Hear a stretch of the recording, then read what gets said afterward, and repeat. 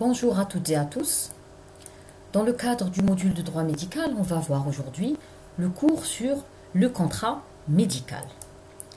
Alors, on va commencer par une définition. On va définir le contrat de façon générale. Il faut savoir qu'il n'existe aucune disposition dans le Code civil algérien qui parle de contrat médical. Donc, on va commencer par la définition de l'article 54 du Code civil algérien qui stipule que le contrat est une convention ou bien un accord par laquelle une ou plusieurs personnes s'obligent envers une ou plusieurs autres à donner, faire ou à ne pas faire quelque chose. Donc c'est clair qu'il n'y a aucune allusion à l'acte médical. D'accord? On ne parle pas de contrat médical. Il n'y a aucun article qui en parle. Donc c'est un accord de volonté ayant pour but d'engendrer une obligation. Alors si on essaie d'interpréter l'article 54 pour le contrat médical, on va dire que c'est une convention par laquelle une ou plusieurs personnes, dans ce cas-là, on a deux entités. D'un côté, on a le patient et de l'autre côté, on a son médecin. Donc les deux personnes qui s'obligent.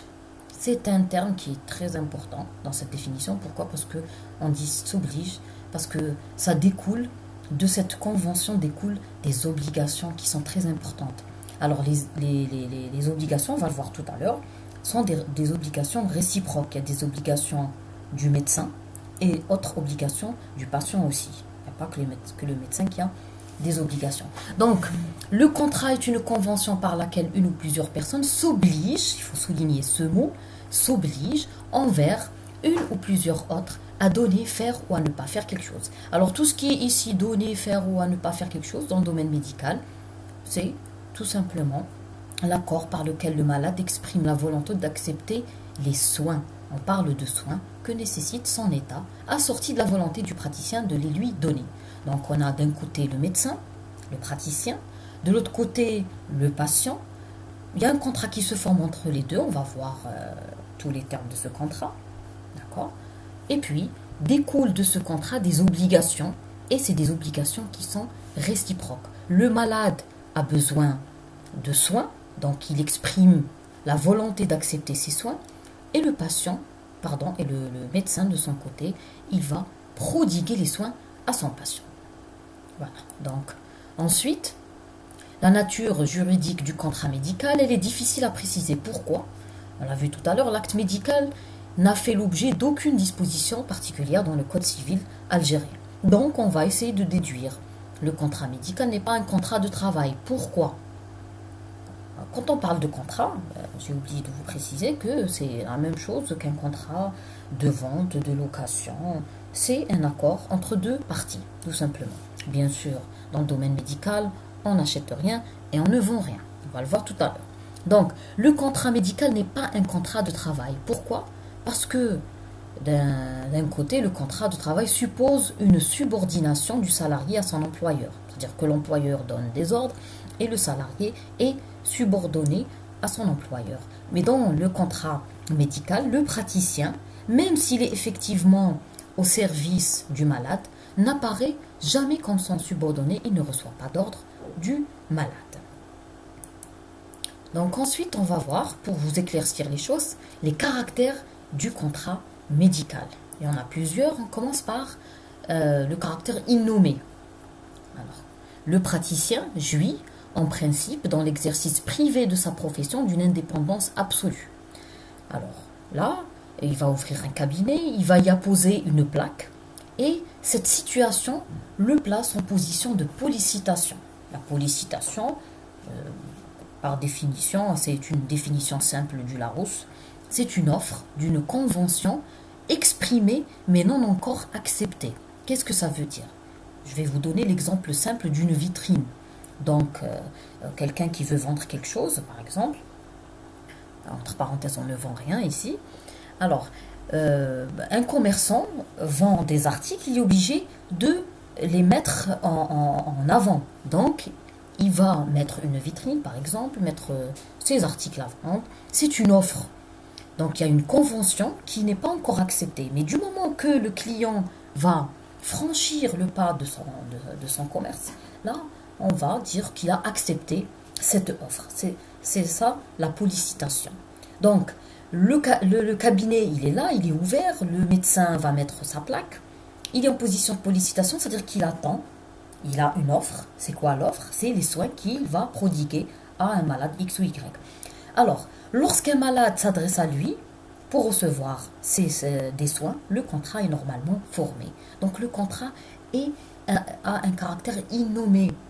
On ne va pas à chaque fois mettre par écrit, par exemple, le contrat entre deux patients, entre le patient et son praticien, etc. C'est une offre et le patient va, sans rien dire, du moment qu'il franchit le pas du cabinet, il va accepter cette offre. Il vient parce qu'il a besoin de soins et le médecin est là en position de pollicitation parce qu'il a des soins à offrir. Et puis, pour ne pas oublier, on revient ici.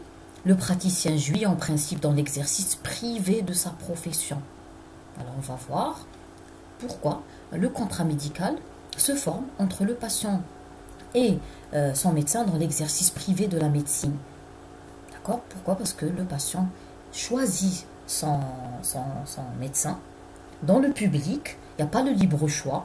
Dans le public, il y a un établissement hospitalier. On va dire que le contrat se forme entre le malade et cet établissement. D'accord? Quand il vient en urgence ou bien à la consultation de n'importe quelle spécialité, il n'a pas à choisir son médecin. Voilà. Donc, premier caractère, c'est le caractère innommé. On passe au caractère personnel. Le contrat médical est un contrat personnel. Là, je vais un peu me répéter, le patient choisit son médecin en raison de ses capacités réelles ou quelquefois supposées, mais aussi en fonction de la confiance que ce dernier lui inspire. C'est le principe du libre choix. Et bien sûr, dans le domaine privé. Alors donc, le patient est libre de choisir le médecin qui lui semble bon, selon ses capacités réelles et parfois selon sa réputation, etc. Ça dépend. Donc, les motivations du patient sont différentes d'un malade à un autre. Et puis, c'est en fonction aussi de la confiance que ce dernier lui inspire. Quelques mots sur la confiance, c'est la base de la relation médecin-malade. Alors, bien sûr, elle est réciproque. On ne parle pas que du malade. Le médecin doit pouvoir faire confiance à son malade aussi. Parce qu'il va lui prodiguer des soins, il va commencer par toutes les étapes d'un examen, l'interrogatoire.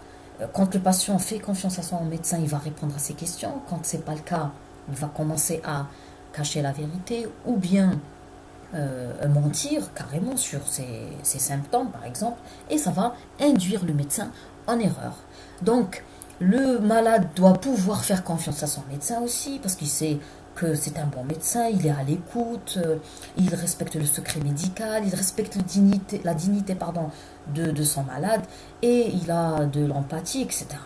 Donc, là, le libre choix, le contrat médical, tout ça, c'est basé sur la relation médecin-malade qui est elle-même basée sur la confiance. Donc, on passe ensuite au troisième caractère, le caractère continu, caractère très important. Pourquoi? Parce que l'acte médical ne se réalise pas d'un seul geste.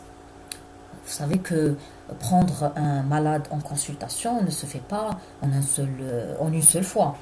C'est-à-dire que le patient, vous allez peut-être, ça selon l'affection, bien sûr, selon le motif de consultation, vous allez peut-être le voir et le revoir plusieurs fois. Donc, vous allez commencer par faire connaissance avec votre patient, lui poser des questions. Donc, c'est l'anamnèse, histoire de la maladie, etc. Passer par l'examen clinique ou l'examen physique, poser un diagnostic, ensuite discuter peut-être diagnostic différentiel, demander des examens complémentaires, traitements, etc. Donc, ce n'est pas un geste anodin. Il faut prendre le temps de voir et de revoir votre patient. C'est pour ça que le contrat est un contrat continu, il dure dans le temps. Dès que le praticien sollicité par le malade accepte sa demande et promet les soins, on va revenir sur la notion d'acceptation, bien sûr, on parlera de consentement. Il est tenu par une obligation de faire. L'obligation de faire, c'est une obligation de moyens. C'est-à-dire si le médecin pose le mauvais diagnostic ou donne le mauvais traitement à son malade, c'est qu'il a peut-être failli à une de ses obligations, c'est l'obligation de faire, par exemple, d'examiner le patient. de poser des questions sur les antécédents, de demander des examens paracliniques. Ça, c'est l'obligation de moyens. Il est obligé de passer par toutes ces étapes pour poser un bon diagnostic et bien sûr bien traiter son patient. Voilà, donc, ensuite, s'il a entrepris un traitement, il doit en prévenir les effets nocifs et ne l'interrompre que pour des raisons légitimes. C'est pour ça qu'on parle de continu. Donc, anamnèse ou interrogatoire, examen clinique, diagnostic, traitement. Ensuite, après le traitement, c'est les effets nocifs. Et là, je vais vous parler de l'information. L'information du patient est capitale. Quand on parle d'effets nocifs, il faut prévenir le patient. Déjà, il faut lui expliquer, comme je vous l'ai déjà expliqué dans le cours des règles de prescription. Il faut expliquer au patient ce que vous suspectez, par exemple, comme diagnostic, le traitement que vous allez lui prodiguer, la nature de ce médicament, par exemple, le mode d'administration, la posologie, etc., etc., et les effets nocifs ou indésirables. Et vous ne devez en aucun cas interrompre le traitement, sauf exception, bien sûr. Alors, sinon, il répond des conséquences préjudiciables qui résultent pour le patient de l'interruption des soins. On n'a pas le droit d'interrompre les soins comme ça. On n'a pas le droit de rompre le contrat médical, sauf exception qu'on va voir tout à l'heure. Donc, pour résumer, contrat médical est un contrat continu, il dure dans le temps. On a une obligation de faire, l'obligation de moyens, d'accord? Donc, on doit user de tous les moyens possibles et imaginables pour essayer de poser un bon diagnostic et de traiter notre patient. Voilà, c'est ça l'obligation de moyens. Il y a d'autres obligations, ici, c'est l'obligation de surveillance et de suivi.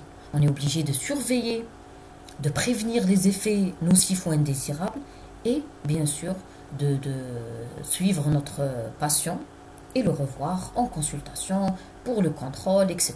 Ça dépend, que ce soit un patient dans le médical ou le chirurgical, on ne parle pas d'un patient en particulier. Donc, les obligations, on va revenir à la définition. On a dit un accord de volonté ou bien une convention. Et cette convention cet accord va se faire entre deux parties. Les deux parties, c'est le médecin et son malade. Et va découler des obligations. Parmi les obligations, plus importantes, obligation de faire, c'est une obligation de moyens. Obligation de suivi et de surveillance. Ensuite, l'obligation est aussi de respecter le secret médical.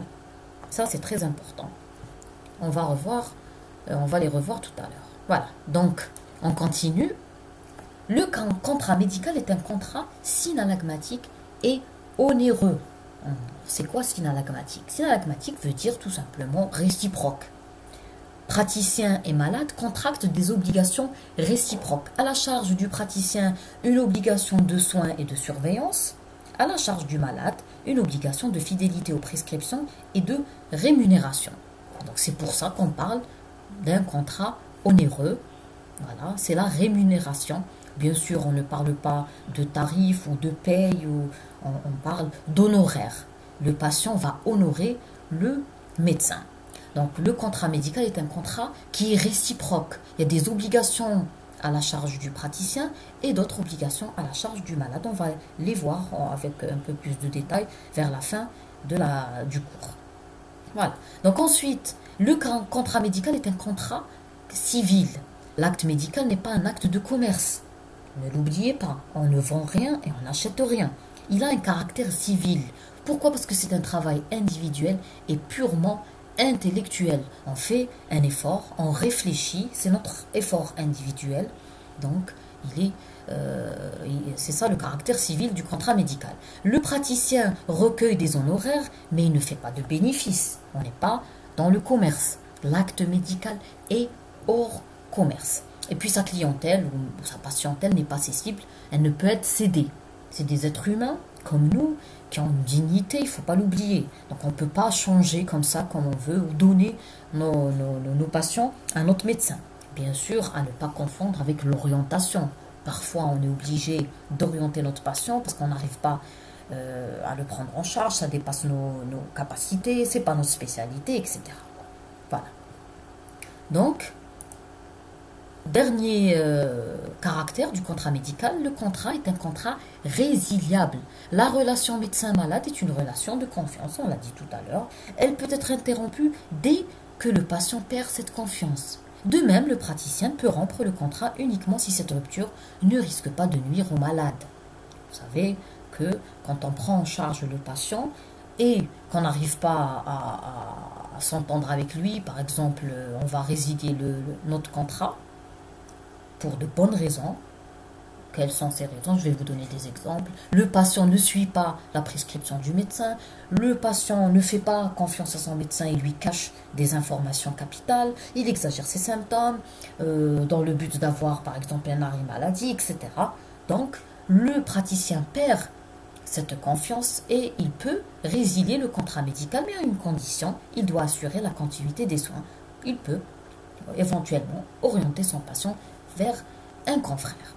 Voilà, donc le contrat peut quand même être rompu, mais pour des raisons légitimes. Il y a un cas où on ne peut pas résilier le contrat médical, c'est l'urgence, bien sûr. L'exception en médecine, c'est l'urgence. On est obligé de prendre en charge un patient qui est dans un état d'urgence, sinon c'est notre responsabilité qui est engagée et c'est la non-assistance à personne en péril. Voilà donc les caractères, on va les résumer rapidement. Le contrat médical est un contrat innommé. Donc, il y a un médecin privé qui ouvre son cabinet, qui est en position de sollicitation, il offre des soins et dès que le patient se rapproche de lui, il a accepté les soins que veut prodiguer le médecin. Voilà, donc le caractère est innommé. Deuxièmement, le contrat médical est un contrat... le contrat est... Pardon, j'ai oublié le... C'est un contrat qui est... Alors, pardon, je disais, le contrat médical est un contrat... Deuxième caractère, c'est un contrat personnel. On parle de libre choix. Ensuite, bien sûr, on parle de l'exercice privé de la médecine. Ensuite, le contrat médical est un contrat continu. Il ne se réalise pas d'un seul geste. Et là, le médecin a une obligation de faire. C'est une obligation de moyens. L'obligation de soins, obligation de suivi et de surveillance.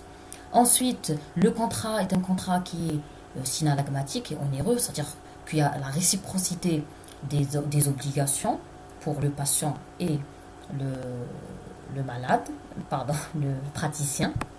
Et ensuite, c'est un contrat qui est résiliable.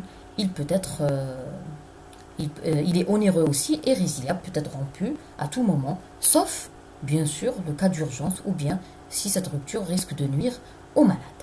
Voilà donc, on continue par les conditions de formation du contrat médical. Alors pour contracter, il faut d'un côté la capacité juridique des deux parties, c'est-à-dire du praticien et du malade, un consentement libre et éclairé, et puis un objet et une cause licite.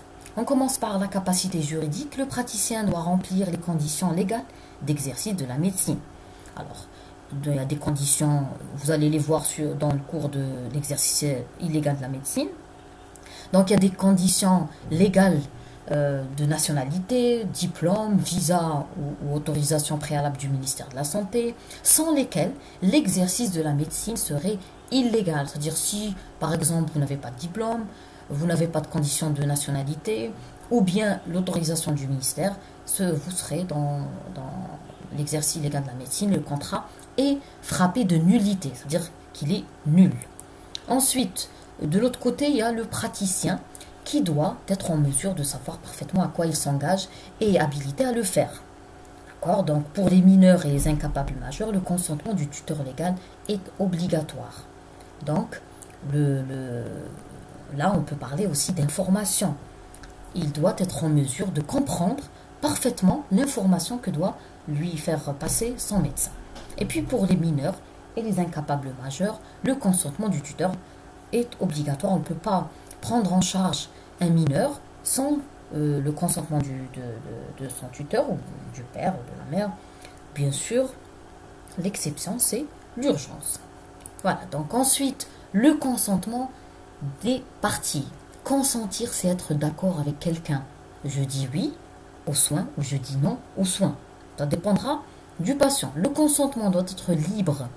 C'est-à-dire qu'il n'y a pas de contrainte ni pression. On ne doit pas obliger le patient à se faire soigner. Il doit être éclairé. Et là, l'obligation d'information, on va la rajouter avec les obligations, je vais répéter les autres obligations, obligation de moyens, de soins, obligation de suivi, de surveillance, obligation de respecter le secret médical et l'obligation d'information sur les conséquences de ce consentement. Pourquoi on parle d'éclairer? On ne va pas demander au patient de dire oui à des soins alors qu'il n'est au courant il n'a aucune information. Donc on doit l'éclairer, on doit l'informer. Par exemple, vous allez opérer un patient, vous allez lui expliquer ce qu'il a comme maladie, comme pathologie par exemple. Ensuite, vous allez lui expliquer le geste que vous allez faire en termes bien sûr simplifiés, faciles à comprendre. Et puis, l'informer sur, j'ai dit, le geste, les complications éventuelles liées, on va dire, à l'anesthésie, le geste opératoire lui-même et même en post-opératoire. Comme ça, votre information est la plus globale possible. Voilà. Ensuite, le consentement doit être conscient, volonté et esprit lucide non altéré. Le patient doit être lucide, doit être éveillé, voilà, pour pouvoir comprendre ce qu'on lui demande. Si le malade est un incapable majeur ou un mineur, le praticien doit recueillir le consentement du tuteur légal, sauf cas d'urgence, bien sûr. Même pour le malade capable et majeur, d'accord. Donc, quand il y a une urgence, vous devez lui sauver la vie, tout simplement. Vous n'allez pas le réveiller pour lui demander son consentement. Voilà. Donc, on continue. L'objet et la cause licite. Il faut que l'objet du contrat, c'est-à-dire le but poursuivi, soit moralement justifiable, licite et légitime. Il y a des exemples comme des opérations chirurgicales, injections, prélèvements, vaccinations. Tout ça, tous ces gestes seraient assimilés au délit de coups et blessures volontaires si l'objet médical de ces actes ne constituait pas un fait justificatif leur enlevant leur caractère délictueux. C'est-à-dire, si vous faites un geste médical non justifié, vacciner, injecter un produit, et que vous n'avez pas un fait justificatif qui va leur enlever leur caractère délictueux, ça va être assimilé au coup et blessures volontaires. On a l'exemple de l'avortement, l'euthanasie et la délivrance de stupéfiants effectués ou prescrits dans un but non thérapeutique sont interdits par la loi. Et tout ça, vous allez le voir ou vous l'avez déjà vu dans le cours de la responsabilité pénale. Donc, l'objet de votre contrat ou de votre convention avec votre malade doit être justifiable, licite et légitime et non contraire à la loi. Il faut que la cause du contrat existe, c'est-à-dire qu'on ne peut pas s'obliger sans cause. Il y a l'article 97 du Code civil algérien qui stipule que le contrat est nul si on s'oblige sans cause ou lorsque la cause est contraire à l'ordre public ou aux bonnes mœurs. Alors si on réunit tous ces caractères, c'est-à-dire la capacité des contractants, du praticien, du malade, le consentement des parties aussi, et puis un objet et une cause qui sont licites, on peut contracter. Voilà. Donc ensuite, on passe aux obligations du praticien et du patient. Premièrement, les obligations du médecin. Le médecin a vis-à-vis de son malade une obligation de moyens. Alors c'est la partie qui m'intéresse. Pourquoi? Parce que j'aimerais bien que vous n'oublierez jamais cette partie du cours, les obligations du praticien, parce que vous allez pratiquer la médecine et vous allez avoir à prendre en charge des patients et il faut vous souvenir de tout ça. L'obligation de moyens, c'est l'obligation de faire. Vous faites tout ce que vous pourrez pour essayer de soigner le patient. Vous n'êtes pas obligé d'obtenir une guérison, mais si vous mettez tout en œuvre, vous avez honoré votre obligation de moyens. Cela signifie qu'il doit mettre tout en œuvre pour obtenir la guérison et la garantir. Bien sûr, le praticien doit soigner avec la même conscience tous ces malades, quelles que soient leurs conditions, leur nationalité, leur religion, leur réputation et les sentiments qui lui inspirent. Ça, c'est dans le code de déontologie. Le médecin est là, il respecte la dignité humaine et il doit respecter les différences des personnes et il doit garantir des soins égaux à tous les malades. Il doit se conformer aux données actuelles de la science. Autre obligation. Alors, pourquoi? Parce que la science évolue, la médecine évolue. Et puis, il faut toujours se mettre à jour, pas parce qu'on le veut bien, mais parce qu'on est obligé de le faire. Comme ça, on va éviter des causes d'erreur plus tard avec notre patient. Voilà, donc, informer les malades sur le traitement et les conséquences qu'il peut éventuellement avoir, en particulier les risques liés à une intervention chirurgicale, obtenir le consentement du malade avant d'entamer le traitement, respecter le secret médical ou professionnel et ne pas abandonner un malade en danger et s'assurer de la continuité des soins. Ça, c'est les obligations du praticien, pas aux obligations du patient. Le malade qui accepte les soins proposés par son médecin s'engage à payer les honoraires qui lui seront demandés, à collaborer aux soins, c'est-à-dire se soumettre aux examens, aux interventions, aux traitements à partir du moment où il les a acceptés. Voilà, donc là, il a été informé, il a accepté les soins, donc il doit se soumettre aux examens et puis aux demandes du médecin. À fournir aussi les renseignements nécessaires à l'établissement du diagnostic sans omission et à ne pas exagérer un symptôme dans le but de délivrer un arrêt de travail. Alors si un patient ne respecte pas tout ça, il va lui aussi perdre la confiance de son médecin et le médecin va être obligé de résilier le contrat, bien sûr, en dehors de toute urgence. Voilà, donc ensuite, en dernier, on a la cessation du contrat. Bien sûr, le contrat va cesser de façon normale à la fin de l'affection. S'il s'agit d'une affection chronique, là, il va durer dans le temps. Pourquoi? Parce que le patient va revenir plusieurs fois en contrôle, va revoir son médecin. Et puis, la rupture est possible avant la fin des soins, hors cas d'urgence, on l'a vu tout à l'heure. Voilà, donc, c'était la dernière diapo. J'espère que vous avez compris le contrat médical. Cours très important pour comprendre la relation médecin-malade, la confiance qui est entre les deux, la convention. C'est vrai, quand on parle de convention, c'est un peu, on va dire entre guillemets, commercial, mais malheureusement, il n'y a aucune disposition qui parle de code de contrat médical dans le code civil algérien. Donc, on a déduit une définition à partir de ça, et puis on l'a extrapolé sur le domaine médical pour dire que c'est un accord de volonté entre le médecin et son malade et qui va engendrer des obligations. Les obligations sont très importantes et elles sont réciproques. Il n'y a pas que le médecin qui est obligé de faire, le patient aussi. Comme ça, ils vont garder la confiance. Alors, je vous remercie et puis on se reverra le prochain cours. Bon courage.